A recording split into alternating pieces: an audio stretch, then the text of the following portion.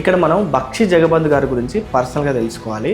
So ఆయన full పేరు వచ్చేసి బక్షి జగబంధు విద్యాధర్ మొహోపాత్ర భ్రమార్ బర్రే.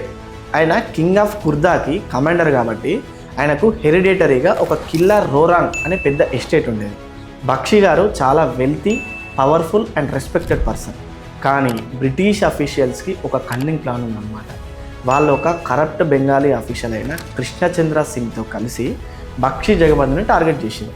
బై 1814 ఒక పెద్ద కాన్స్పిరసీ జరిగింది. బ్రిటిషర్స్ టెక్నికాలిటీస్ యూజ్ చేసి డాక్యుమెంట్ ఫార్జరీ చేసి బక్షి జగబంధు నుండి ఆయన ఎస్టేట్ కిల్లా రోరాంగ్ ఏదైతుందో దాన్ని లాగేసుకున్నారు అనమాట. ఇమాజిన్ చేయండి ఫ్రెండ్స్, ఒక రోజు ముందు వరకు కింగ్ కమాండర్గా ఉన్న వ్యక్తి నెక్స్ట్ డేకి బెగ్గర్లాగా మారిపోయింది. ఆయన ఫ్యామిలీకి ఫుడ్ పెట్టడానికి కూడా పైసలు లేని సిచ్యువేషన్. పబ్లిక్ ఆయనని దేవుడిలా చూసేది.